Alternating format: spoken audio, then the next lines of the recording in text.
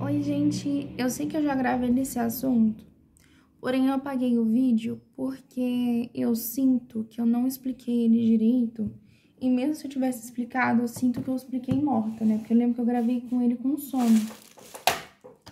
Então eu resolvi gravar de novo, até pra eu estudar de novo, né? Porque...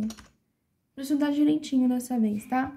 Então, conceitos... hoje é capaz de eu gravar 2 vídeos, tá? Vai ser conceitos neurológicos, da fisiologia neurológica, o primeiro vídeo. E os outros 2 vídeos vai ser sobre a fisiologia, ou melhor, sensações somáticas 1 e tem as sensações somáticas 2. Dependendo de quanto tempo ficar o minuto do vídeo, eu separo novamente, que nem eu sempre faço. Então vamos lá, olha só. Quando a gente fala de conceitos neurológicos, a gente realmente vai entender como que funciona principalmente o nosso mecanismo de dor, né? É claro que vai ter aulas que eu vou falar, vídeos que eu vou falar sobre, por exemplo, a fisiologia da visão, a fisiologia da audição, vai ter o sistema límbico e tudo mais, só que aqui vai ser mais relacionado à dor. Sensações somáticas 1 e 2 também é relacionado à dor. Então, vamos lá. Conceitos neurológicos que a gente tem. Primeiro, o sistema nervoso central, ele é o quê? Ele é o nosso encéfalo e a nossa medula espinhal. Quem é o nosso encéfalo? É basicamente toda aquela parte do crânio que é o tronco encefálico, o cerebelo, o diencéfalo, o mesencéfalo não, né? O diencéfalo, o telencéfalo, sabe? Então, isso é o encéfalo, mas a medula forma justamente o nosso sistema nervoso central. E o sistema nervoso central, ele é o centro de controle, centro da coordenação, centro da integração de todas as nossas funções corporais, eu diria até funções motoras em si. Quando a gente fala assim, centro de controle, é que ele vai controlar os nossos movimentos. O ato de eu estar pegando essa garrafa, ele tá controlando o ato de estar pegando ela. Por que de coordenação? Porque ele vai estar, vamos dizer assim, melhorando o meu controle, fazendo que eu pegue essa garrafa de uma maneira mais eficiente, vamos dizer assim, sabe? E a integração, eu até tinha marcado que integração é basicamente a interpretação de estímulos sensoriais e coordenação de respostas motoras e cognitivas. O que seria isso? É a interpretação de estímulos sensoriais.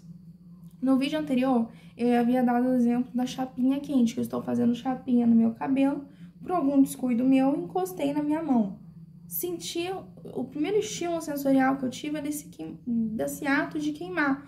Então, meu sistema nervoso central, ele interpretou esse estímulo sensorial de estar queimando a minha mão e vai coordenar com respostas motoras. E vai responder fazendo que eu tire a minha mão rapidamente, sabe? Então, seria mais ou menos isso. Então, o sistema nervoso central, novamente, ele vai fazer o controle dos movimentos, ele vai coordenar os movimentos, ele vai fazer a integração, ele vai fazer com que os movimentos trabalhem em conjunto com essas respostas, com esses estímulos sensoriais, né? O nosso sistema nervoso central, continuando, ele vai possuir níveis. E cada nível dele é responsável por uma função. É importante, desde esse primeiro vídeo, a gente entender, se precisar até gravar, assim, tatuar esses níveis. Porque, por exemplo, sensações somáticas, controle do córtex, eu vou estar tudo repetindo sobre isso. Então, para que a gente entenda melhor, é necessário que a gente grave essa parte, vamos dizer assim, né? Então, a gente tem 3 níveis. Tem o nível da medula, vou começar de baixo para cima, tá? Tem o nível da medula espinhal, ou se não, que a gente chama de mecanismo reflexo. Espera que eu tô sublinhando aqui. Tem o nível cerebral inferior, ou se não, subcortical. E se, obviamente, tem o cerebral inferior e nível subcortical, obviamente, vai ter o nível cerebral superior e o nível cortical em si, né? E eu vou falar a função de cada um deles. O nível cortical, se eu não me engano, tem uma aula que eu acho que é córtex cerebral, que eu vou falar especificamente dele, né? Aqui eu vou apenas citar, a gente vai entender as funções e tudo mais, mas vai ter uma matéria falando só sobre dele. O cerebral, nível cerebral superior, ou se não nível cortical, que é até mais conhecido como nível cortical, detalhe, grave esses dois nomes, porque teve questão no TI2 que, por exemplo, falava sobre o plexo. Tinha o plexo de Auerbach e tinha o plexo, que agora me esqueci o nome dele. Era o plexo de Auerbach e tinha um outro nome dele. Muita gente gravou o primeiro nome dele e lá na prova estava escrito o plexo de Auerbach e ficava perdido assim, meu Deus, o que é o plexo de Auerbach? Então, plexo mioentérico, lembrei aqui agora. Então, gravem esses dois nomes, tá? Então, cerebral superior ou nível cortical. O que acontece? Esses dois níveis, esse único nível, que é o nível superior, ele está relacionado com a memória, está relacionado com o aprendizado, está relacionado com as suas atitudes voluntárias, suas tomadas de decisões voluntárias, com seu pensamento consciente, sabe? Então, o cerebral superior está relacionado com a memória, aprendizado, pensamento consciente, tomada das suas decisões voluntárias, tá? E este vai atuar diretamente, obviamente, no direcionamento e precisão das ações. O cerebral inferior, entenda, se um é tomada de decisões conscientes, movimentos, ações voluntárias, o nível cortical, subcortical ou cérebro inferior vai ser tomada de decisões, nem vai ser tomada de decisões, né? Vão ser movimentos involuntários que a gente vai ter. Tanto, olha só, o cerebral inferior, ou nível subcortical, ele é responsável por funções automáticas, funções inconscientes, né? Tanto que a gente chama de funções subconscientes. Então, nível cerebral inferior, responsável por funções automáticas e inconscientes. Que funções automáticas essas? Controle cardiovascular. Você controla a frequência cardíaca do seu coração? Você tá ansiosa, tá com um ataque cardíaco, você vai assim, vou parar, vou reduzir agora para normocardio. Ou tá bradicardia e, sei lá, você quer ficar normal. Você não controla isso. É claro, tem aquele todo ato de você ter que respirar fundo, tentar se acalmar e tudo mais, mas você não muda de um trem assim, como se fosse clicando um botãozinho. Você não controla a sua frequência cardíaca. Mesma coisa com a respiração, você não controla a sua respiração. Eu tô respirando aqui, detalhe, toda vez que você lembra que você tá respirando, você já não consegue respirar automaticamente sozinha. Mas eu tô respirando aqui, não é que eu tô respirando aqui porque eu quero, é porque eu necessito, é algo que é algo inconsciente, involuntário que eu faço, sabe? Então, é o controle cardiovascular, controle respiratório, é a regulação hormonal. Eu não decido, não faço escolha de quanto, sei lá, quero, por exemplo, secretar o hormônio tiroestimulante da minha tireoide, entendeu? Eu não escolho isso, temperatura, eu não escolho, eu não decido qual é a temperatura que meu corpo precisa ter, sabe? Então, assim, Então, novamente, são tomadas de decisões, são decisões automáticas, involuntárias. Você não controla aquilo, sabe? Então, cerebral superior, nível cortical, relacionado com o aprendizado, relacionado com a memória, relacionado com as tomadas de decisões voluntárias, com as decisões, pensamentos conscientes.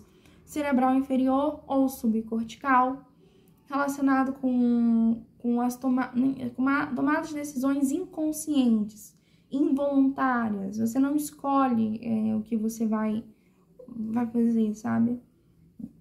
E a medula espinhal, por fim, ela vai executar reflexos automáticos.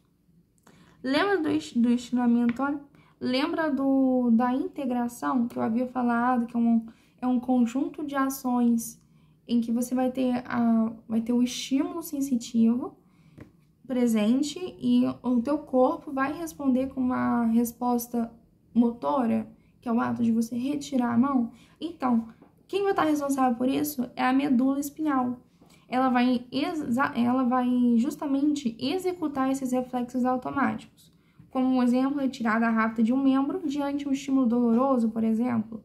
Medula também vai estar relacionada com os reflexos posturais e de sustentação. Então, o ato de você estar sustentando seu corpo, a gente sabe que o principal responsável por manter o equilíbrio corporal é o cerebelo.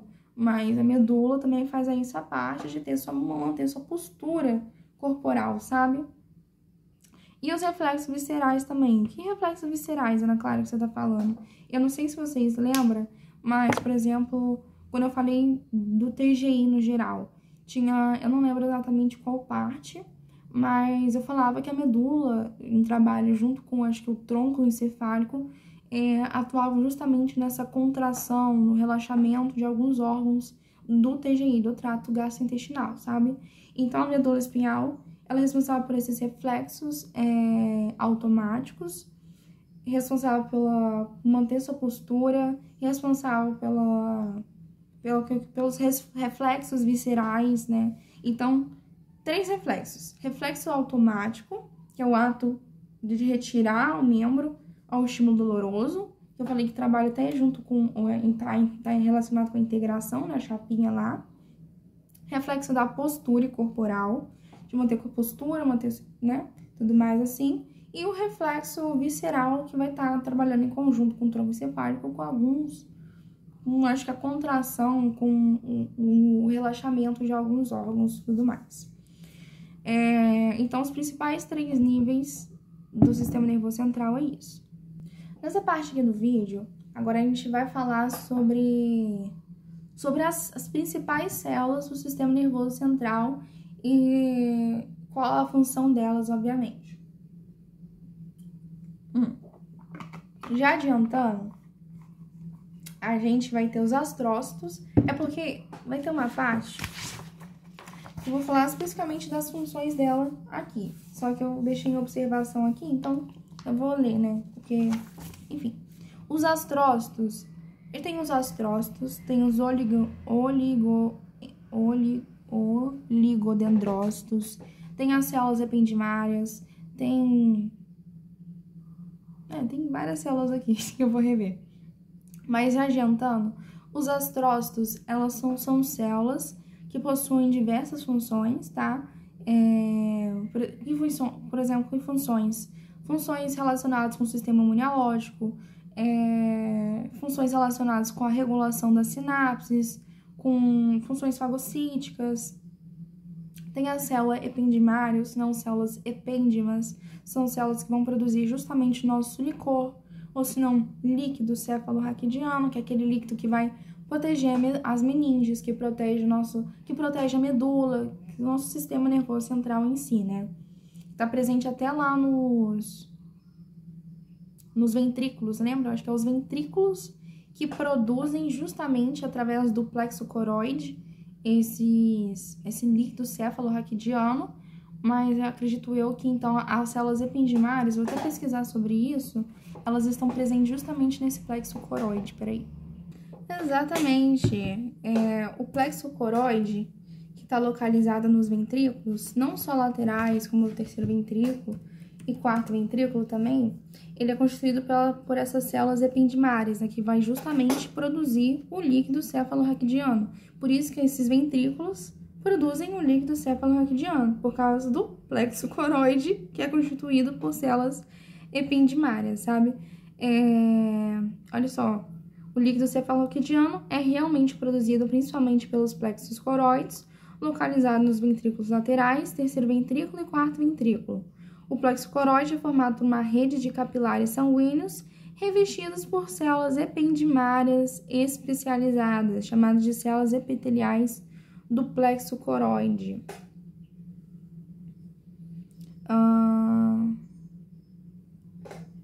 Peraí. E a gente tem a mielina, na verdade, não a mielina, sim, os oligodendrócitos, eles vão produzir mielina.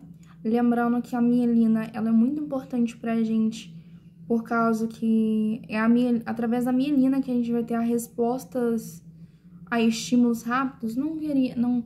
Como que eu falo isso? Eu acho que anotei alguma parte aqui, mas ela aumenta a transmissão de sinais, basicamente, a mielina, sabe? Ela, se eu não me engano, faz a transmissão de sinais, é até saltatório em si, né? Que a gente fala assim. E ela é importante, tanto que a gente vai ter uma doença que a gente chama que eu descobri essa doença, de esclerose múltipla, que é justamente a degeneração, a perda essa bainha de mielina, né? Eu falei no outro vídeo que eu ia falar sobre ela, acabei não falando, né? Então depois eu falo. Mas enfim, então a observação era essa. Continuando, o neurônio, ele é uma estrutura muito importante, ele é a unidade funcional. A gente não tem um néfron, que é a unidade funcional do rim? Então, a unidade funcional do nosso sistema nervoso central é justamente o neurônio em si, né? Então, o neurônio é a unidade funcional do nosso sistema nervoso central, é a nossa principal célula, ele que vai conduzir o impulso nervoso através da sinapse. O que seria uma sinapse? A gente lembra que, eu não lembro muito bem a estrutura do neurônio, mas eu lembro que era uma cabecinha e tinha um corpinho, aí depois tem uma cabecinha que é um corpinho e tudo mais assim. Então, quando tem um sinal, o sinal passa de um neurônio, percorreu toda a cabeça, o corpinho, e passa para um outro, percorreu a cabeça, corpinho, ou corpinho, cabeça, assim. Isso que é a sinapse, né? A sinapse é justamente... Deixa eu ver se eu anotei aqui o que é o conceito de sinapse. Eu acho que não. Mas a sinapse é justamente isso. A transmissão elétrica de um neurônio para outro neurônio, assim. A partir desse momento, eu vou falar alguns conceitos, algumas características do neurônio, que é fundamental pra gente, tá? Então, a gente sabe que o neurônio é a unidade funcional do nosso sistema nervoso central e a principal célula que tem. E é responsável por conduzir os impulsos nervosos. Isso é até meio óbvio, assim, né? Mas olha só, o neurônio, ele vai ter uma coisa que a gente chama de assimetria funcional e morfológica. Significa que eles não são iguais morfologicamente, e têm funções tecnicamente diferentes? Sim, mas esse principal conceito de assimetria funcional e morfológica significa que o neurônio, ele vai realizar o impulso elétrico em um único sentido.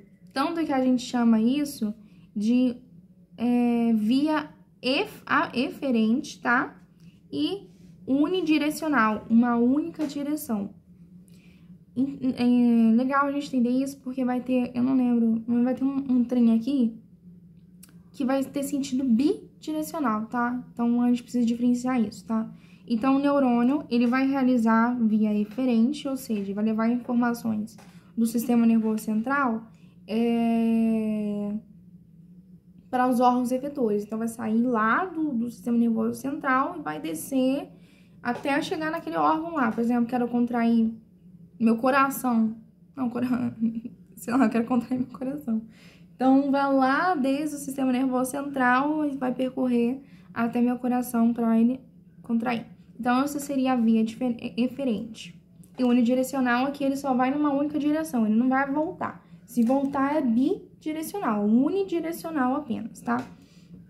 Então, ele vai ter uma assimetria funcional e morfológica, ou seja, o impulso segue em um único sentido. Vai ser, qual sentido é esse? Do corpo celular, vai passar para o axônio, por detritos, aí sim vai acontecer a sinapse. Deixa eu ver se eu pego uma imagem aqui, morfológica do neurônio, só para a gente lembrar e entender melhor o que eu tô falando. Ó, vou levantar. Aqui é o corpo celular, corpo do neurônio. Essas arvorezinhas assim são os detritos. Aqui é o nosso axônio e aqui é a nossa bainha de mielina. Deixa eu ver se tem uma outra imagem. Até tem novamente, ó. Tá o corpo do neurônio, tá os detritos, tá o axônio e aqui são o terminal do axônio em si, né? que tem bainha de mielina. Como é que vai passar? Vai sair, vai... Ai, meu Deus, desligou. O impulso elétrico, ele vai passar do corpo celular, vai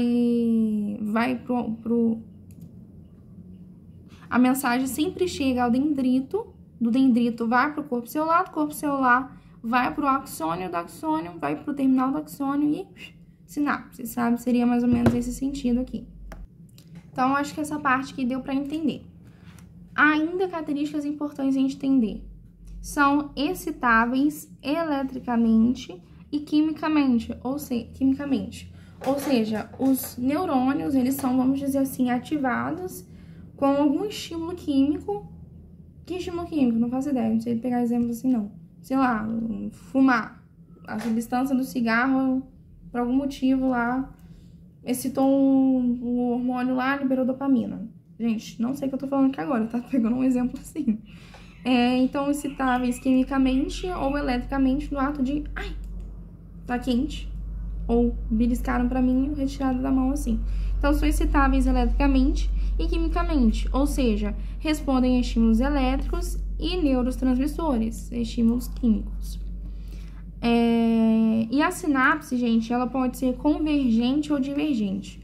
O que isso quer dizer, falar que a sinapse é convergente ou se não divergente? Uma sinapse convergente é uma sinapse que possui muitos neurônios diferentes, eles vão enviar o impulso elétrico para o mesmo neurônio, sabe?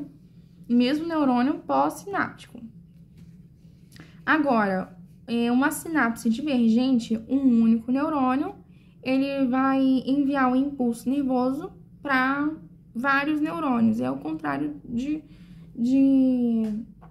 do outro, né? Então, convergente é como se fosse esses vários neurônios. Cada dedo meu é um neurônio. Cada neurônio meu fez a sinapse lá e enviou o impulso nervoso para um único neurônio pós-sináptico. Então, isso é uma sinapse convergente. Uma sinapse divergente, um único neurônio, vai enviar o impulso nervoso para vários neurônios pós-sinápticos. Sabe? Seria mais ou menos isso. Tá. Então, falei sobre os neurônios. A gente entendeu, então, que eles vai ter uma via eferente, saiu do sistema nervoso central, e vai ter um local lá, unidirecional, uma única direção. Falei que a sinapse, ela pode ser convergente, vários neurônios realizam a sinapse para um único neurônio pós-sináptico, ou se não, divergente, que é o contrário. Um único neurônio vai fazer a sinapse para vários neurônios pós-sinápticos. E a gente agora entra na célula da glia, ou se não, neuroglia, que é diferente dos neurônios, sabe? As células da glia são muito importantes, gente, muito importantes, tá? Gravem aí também. Elas não geram impulsos elétricos. Os neurônios, eles vão gerar impulsos elétricos. As células da glia não geram. Quem são as células da glia? Foi justamente os astrócitos que eu havia falado, os oligodendrócitos, as células ependimárias. São células da glia, são células que não vão gerar impulsos elétricos, impulsos nervosos em si, tá? Mas sublinha aí. Então, Ana Clara, se ela não gera impulso elétrico, impulso nervoso e tudo mais, qual que é a função dela? A função dela é fazer o suporte, nutrir e proteger os neurônios. Não é os neurônios que fazem o estímulo elétrico, o estímulo motor em si, o impulso nervoso? Então as células da glia, elas vão nutrir, vai proteger e vai dar o suporte para os neurônios em si no geral.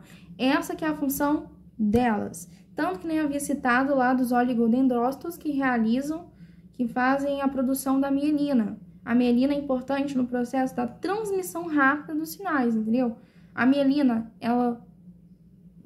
o oligodendrócito, por produzir a mielina, vai gerar impulso? Não, só vai dar um suporte para aquele impulso nervoso, sabe? Então, eles meio que, essas células da glia ou neuroglia, elas vão trabalhar em conjunto com os neurônios.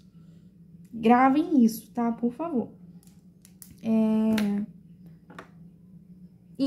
Além do mais, as células da glia, elas constituem cerca de 90% das células do sistema nervoso central, tá? E elas são menos excitáveis. Eu não sei, o primeiro semestre, segundo semestre, o professor gostava muito de número. Mas eu acho que era por causa da fisiologia que a gente estava vendo, né? Que era a fisiologia respiratória, fisiologia do rim e tudo mais. Eu não sei se nesse momento vai cobrar número, né? Tipo, essas coisas específicas, por exemplo, 90%, essas coisas. Mas só entenda, então, que é muita célula da glia presente no nosso sistema nervoso central. E elas não realizam impulso elétrico, elas não fazem esse impulso nervoso, tá? Quais são os tipos das células da glia que a gente tem? A gente tem o tipo macroglia e microglia. A macroglia vai ser em sua maior parte, assim, não, que eu digo... vou explicar melhor assim. É porque a maior parte, assim, das células que vai ser da macroglia. Eu vou falar delas. Por exemplo, o astrócito, que nem havia citado, que ele possui X funções. Seja ela sistema imunológico, fagocítico ou de regular as sinapses. Ela é os astrócitos é uma célula da glia, só que é do tipo macroglia, sabe? Então, olha só, os astrócitos, eles vão fazer manutenção iônica do potássio, tá bom?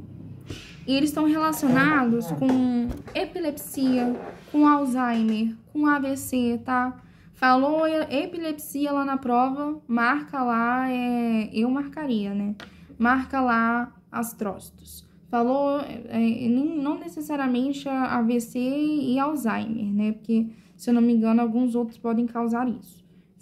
Algumas outras células estão relacionadas a eles, mas a epilepsia está relacionada aos astrócitos.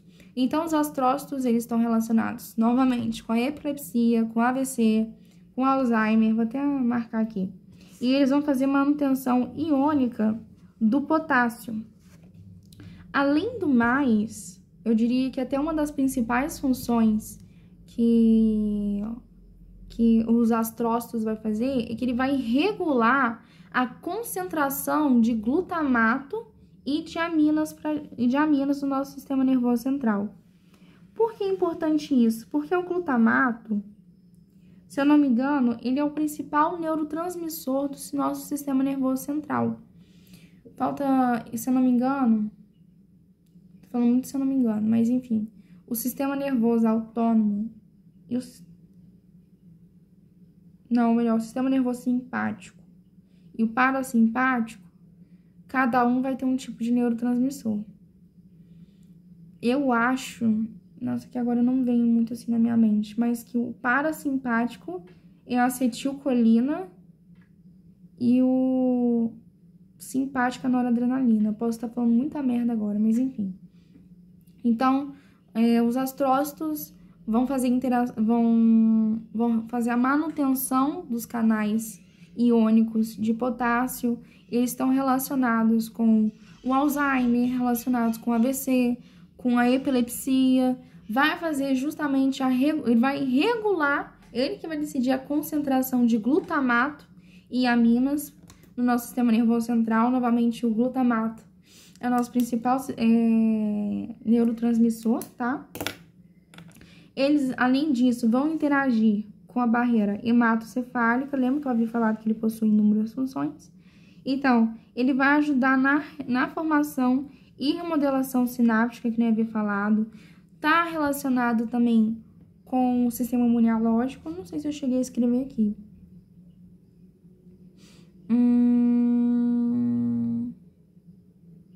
Não cheguei a escrever aqui, não. Mas está relacionado ao sistema imunológico, o sistema fagocítico. Aqui tá fagocítica, eu vou falar aqui agora. Tem o desenvolvimento das sinapses pós-natal e tem o natal em si, né? Pós-natal, você vai ter o estímulo da formação das sinapses. Então, a gente até chama de sinaptogênese. Além disso, você vai ter o remodelamento e a eliminação, vamos dizer assim, de sinapses excessivas, né? Quando tem excessos delas, né? Vai fazer justamente essa fagocitose. a função fagocítica aí, né? E ele possui astrocitose reativa, ou seja, quando se tem uma lesão no nosso sistema nervoso central, ele vai mudar a sua morfologia e a sua função, atuando no mecanismo de reparo e sinalização celular. Aqui, ó, a função imunológica que eu havia falado. A função imunológica seria por causa dessa astrocicidade reativa. Houve uma lesão no sistema nervoso central, ele vai mudar a sua morfologia, muda a sua função também. É parecido na minha cabeça.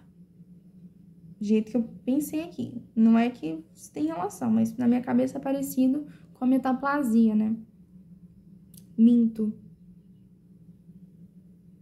não é parecido com a metaplasia, não. Porque a metaplasia é substituição de tipos celulares diferentes. Enfim. Então, quando você tem uma lesão do sistema nervoso central, ele vai mudar sua morfologia, vai mudar sua função para atuar no mecanismo de reparo ali na sinalização celular. Então, os astrócitos, quais são as principais funções dele? Manutenção do canal iônico, regular a concentração de glutamato e aminas, vai fazer sinaptogênese no pós-natal, está relacionado com... vai fazer uma interação com a barreira hematocefálica, vai ter a remodelação das sinapses, vai atuar nessa astrocicidade reativa, que é justamente como se fosse o sistema imunológico, sabe? Que quando você tem uma lesão no sistema nervoso central, ele vai mudar a sua morfologia e a sua função para isso. Então, os astrócitos, a função deles são isso. Continuando ainda nas macroglias, a gente tem os oligodendrócitos, que não havia sido citado. Ele que vai fazer a formação da bainha de mielina no sistema nervoso central. Quem faz essa mielinização, a produção de bainha de mielina no sistema nervoso periférico, vai ser as células de Schwann, que a gente chama SCHWANN, Schwann, não sei pronunciar isso. Então, os oligodendrócitos, formação de bainha mielina no sistema nervoso central. Está relacionado com a esclerose múltipla. Eu vou aproveitar e já vou falando da esclerose múltipla. Olha só. A gente sabe novamente que a mielina, até anotei aqui, ó, a bainha de mielina aumenta a transmissão de sinais, né? E quando você tem a degeneração dessa mielina, você vai ter uma doença que a gente chama de esclerose múltipla. Olha só, a esclerose múltipla é uma doença autoimune que vai afetar o sistema nervoso central, tá? Ou seja, o cérebro e a medula espinhal. E o que acontece? O sistema imunológico, ele ataca a bainha de mielina, que é uma camada protetora que envolve os axônios dos neurônios, e essa mielina, ela serve para acelerar a condução do impulso nervoso. Nada de novidade. Quando ela é destruída, a gente chama até de desmielinização, os impulsos nervosos ficam mais lentos, ou até mesmo não consegue passar. O que vai acontecer? Sintomas variam de pessoa para pessoa, obviamente, mas pode incluir fraqueza muscular, dormência. Acredito eu que pode ter uma parestesia. Parestesia eu acho que é o nosso formigamento em si, ó. Fraqueza muscular, dormência ou formigamento, dificuldades para andar, vai ter problemas de visão, pode ter uma visão dupla ou turva, fadiga intensa, alterações na fala, na coordenação, sabe? Tudo que é relacionado realmente ao nosso sistema nervoso central, nesse impulso elétrico. A partir do momento que você tem a perda da mielina, você vai ter essas consequências em si. Se eu não me engano, gente, a esclerose múltipla, olha só, ainda não tem cura, mas existem medicamentos que reduzem as crises e retardam a progressão da doença, como os imunomoduladores. Eu não tenho certeza, calma, deixa eu pesquisar aqui antes de eu falar. Eu ia falar que a esclerose múltipla era uma doença terminal, mas não necessariamente, tá? Muitas pessoas ainda assim vivem décadas após o diagnóstico. O curso da doença é muito variável, pode ter períodos de crises, surtos, tudo mais, mas com tratamento a progressão pode ser lenta. Atualmente, há vários medicamentos, que nem havia citado, os imunomoduladores e imunossupressores, que controlam a inflamação e diminuem os danos à mielina, tá? E é isso. E voltando para os tipos de célula, falei então dos astrócitos, falei dos oligodendrócitos, as células de Schwann, que são aquelas que vão produzir banho de mielina no sistema nervoso periférico e tudo mais. Agora a gente tem as microglias. As microglias são células que vão basicamente estão relacionadas com a defesa imunológica e fagocitose, tá? Microglias, defesa imunológica e fagocitose. Não é por nada não, mas eu tô vendo uma baita diferença desse vídeo pro outro, tá? O outro tava foda. E a gente, por fim, que eu esqueci de falar, que são as células ependimárias. As células ependimárias são justamente aquelas células que vão produzir o licor, né? Que nem eu havia citado. E tudo mais. As células ependimárias, gente, elas não são células microglias, não, tá? As células microglias são células do sistema imunológico, apesar de que na teoria, enfim, não vou nem entrar nisso. Células do sistema imunológico e fagocitose. As células ependimárias são diferentes.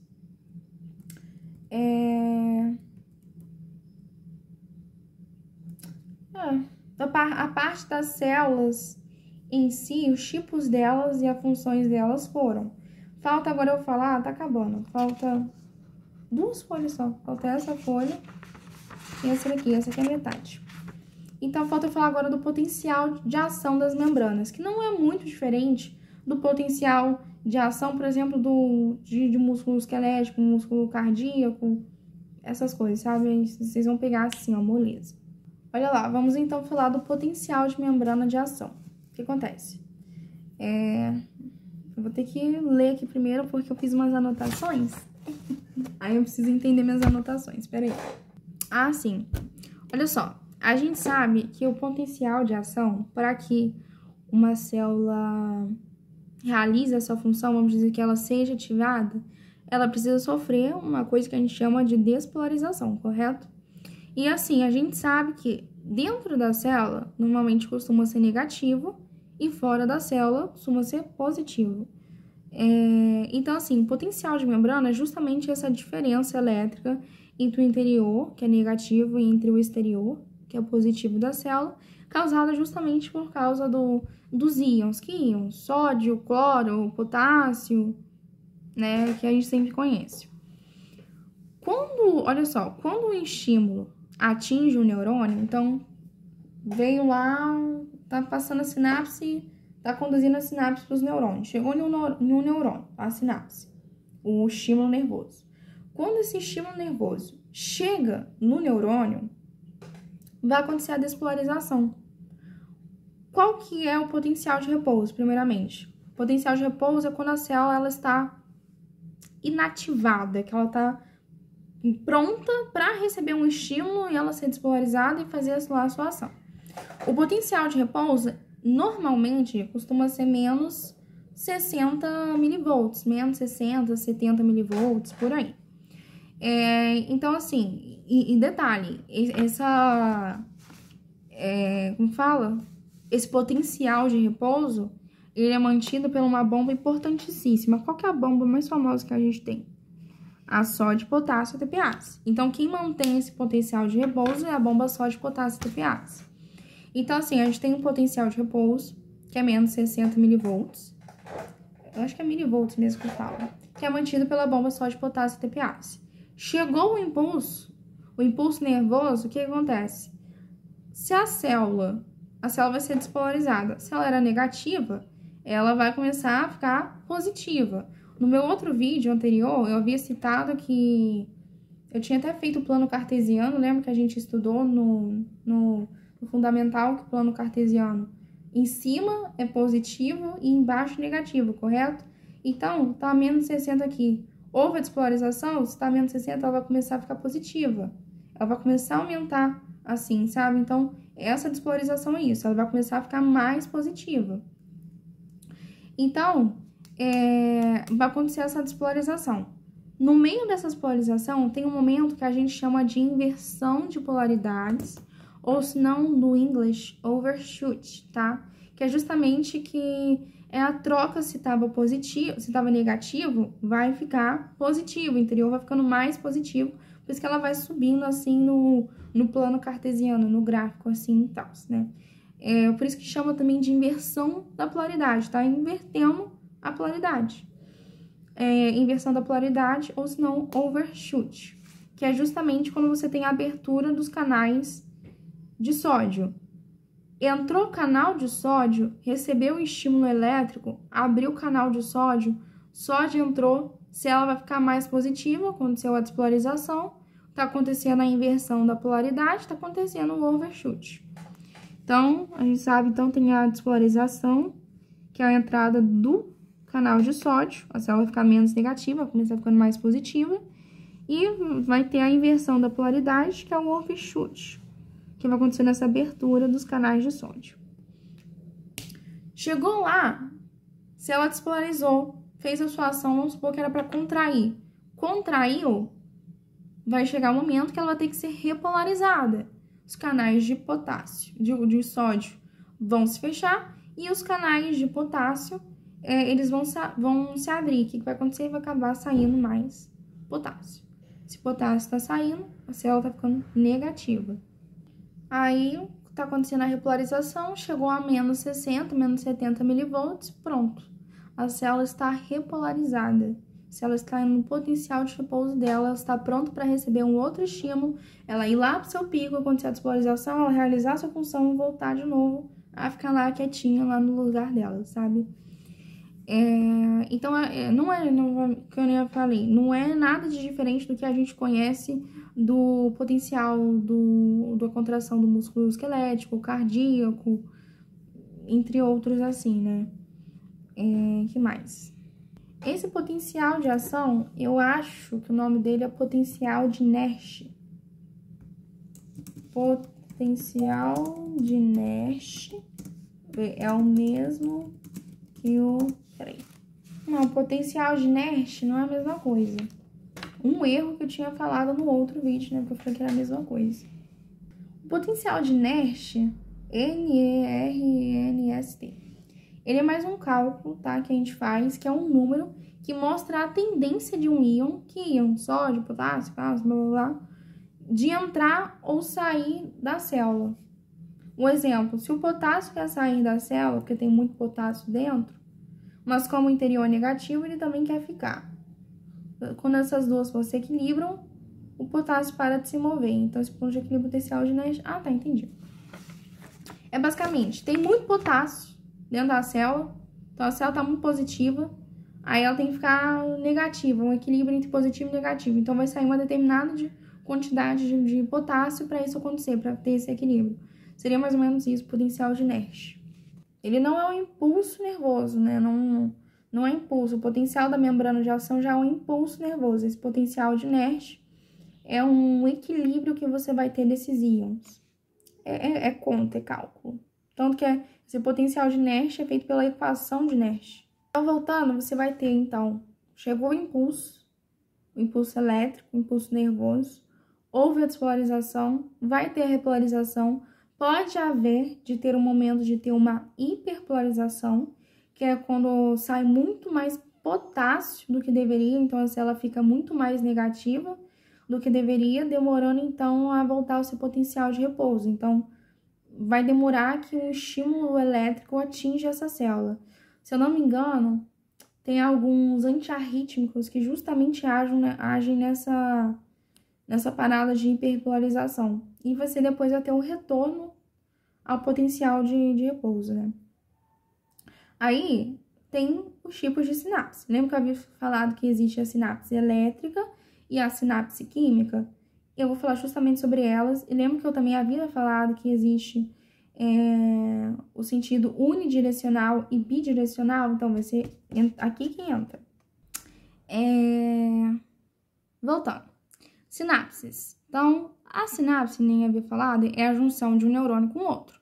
Quando você passa um impulso elétrico de um neurônio para o outro, isso é uma sinapse. Existem dois tipos, elétrica e a química, e tem as suas diferenças. Então, anotem aí, tá? A sinapse química, ela usa neurotransmissores e tem uma comunicação unidirecional. Então, ó, usa neurotransmissores e tem uma comunicação unidirecional. Ela é mais lenta que a sinapse elétrica, tá? Porém, é modulável. Agora, a sinapse elétrica é uma sinapse, obviamente, mais rápida. É uma sinapse que vai ser bidirecional, duas direções. Silêncio fazendo assim, tá? Duas direções. E vai ter a conexão direta com os neurônios, que a gente chama até de gap junctions. Perdão pelo meu English. My English is so bad, sorry.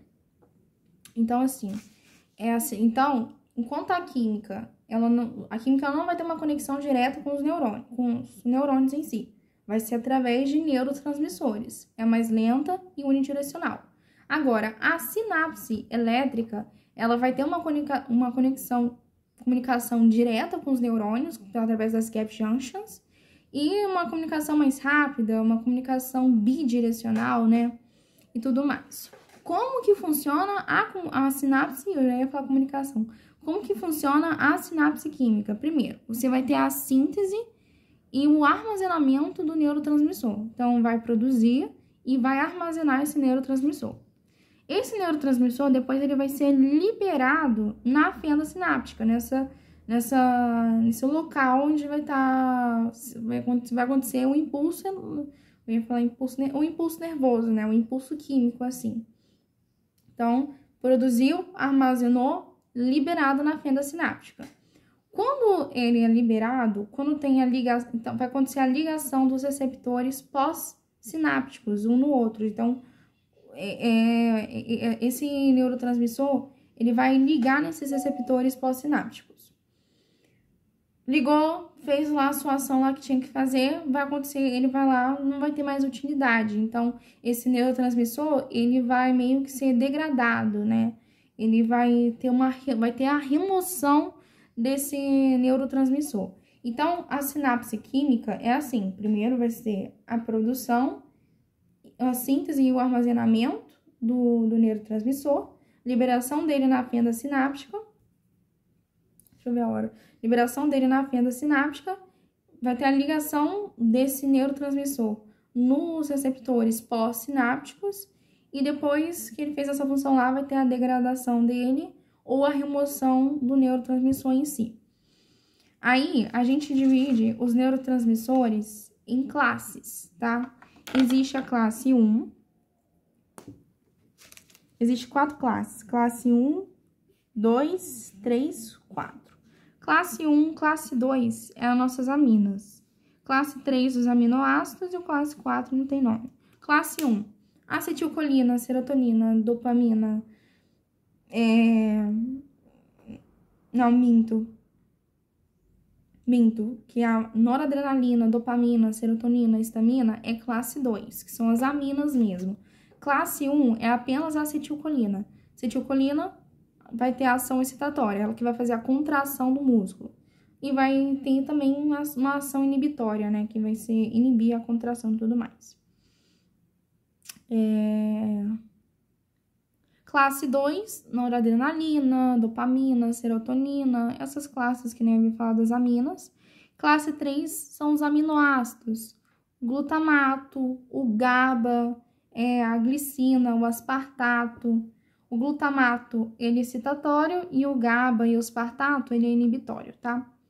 Perdão, o GABA e a glicina são inibitórios.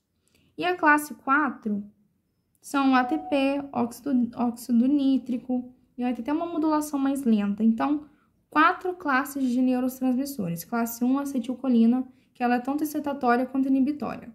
Classe 2, as aminas, dopamina, serotonina, noradrenalina, e assim por diante. Classe 3, os aminoácidos, que são... Acabei de falar deles aqui.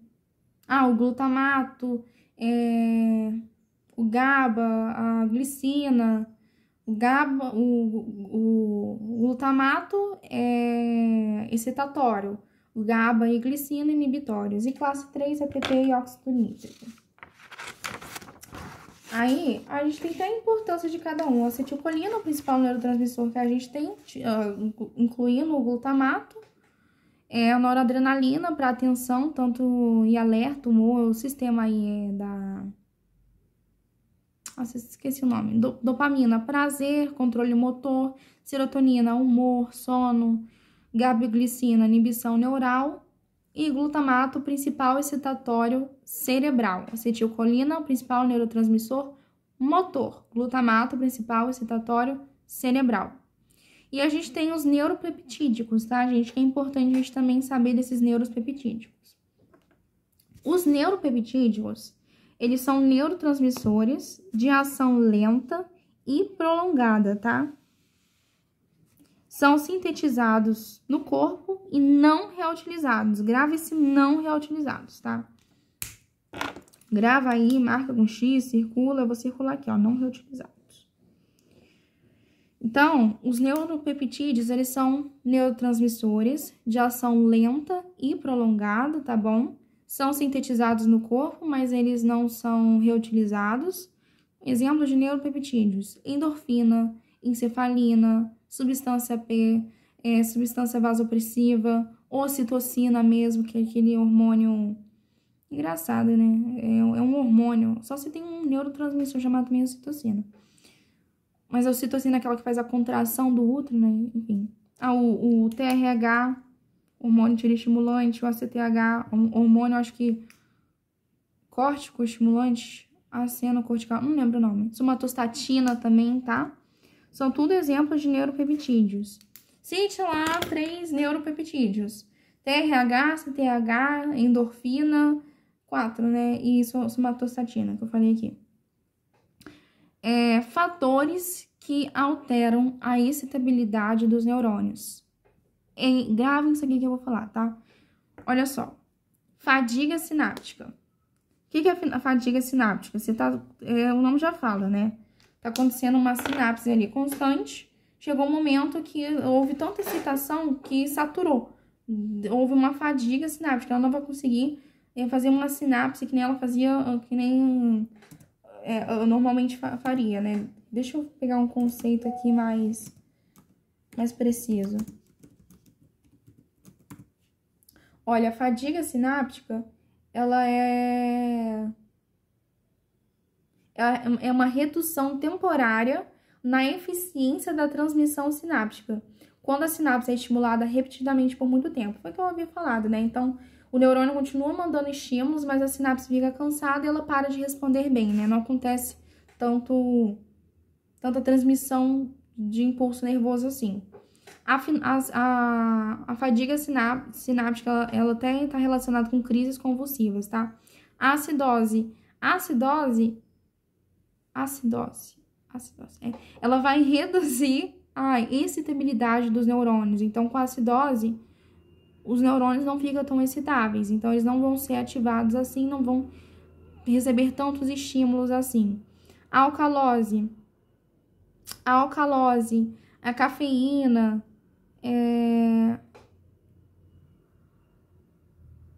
a alcalose e a cafeína, se a acidose se ela reduz, a alcalose vai ser o contrário. A alcalose ela vai aumentar, então os hormônios vão ficar mais excitáveis, qualquer coisinha vão excitar eles. Então a alcalose e cafeína deixam mais excitáveis. A hipóxia, a gente fala que a hipóxia deixa menos excitável. A teofilina, que é teofina, sei lá, não sei nem entendi o que eu escrevi aqui. Teofina, que é o chá, e a teobromina, que seria cacau, aumenta também a estabilidade, tá? Anestésicos diminuem também a estabilidade, por isso que a gente sente aquela dormência. E a estricilina, gente, não sei o que eu escrevi aqui, mas aumenta a estabilidade. Então, novamente, a acidose diminui os neurônios ficam menos excitáveis, a alcalose aumenta. Cacau aumenta, teobromina, teofina, aumenta também, cafeína aumenta também, a hipóxia vai diminuir, os anestésicos diminuem também, a nome aqui aumenta. E é isso. Acabou. Espero ter ajudado. Um grande beijos.